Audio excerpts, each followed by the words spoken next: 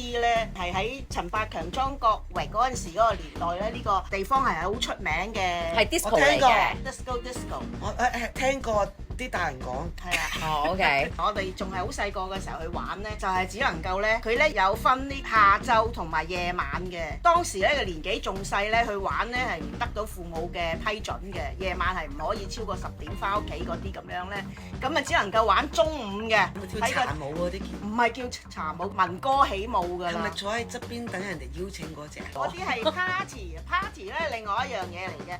party 咧以前細個都有搞過，就係話一班人租咗一個地方，好似賣票咁樣咧，就揾一班人出嚟咧，大家坐埋男還男女還女咁喺嗰個地方啦。咁你就係咧賺錢嘅嗰樣嘢，其實係愛嚟入到去裏邊咧就有支汽水飲咁樣啦，跟住咧你就係跳舞啦。咁大家唔識㗎喎，嗰啲歌咧就有快歌啦、慢歌啦。慢歌嘅時候咧就好多男仔就會走埋啲女仔身邊，邀請佢跳。點解呢？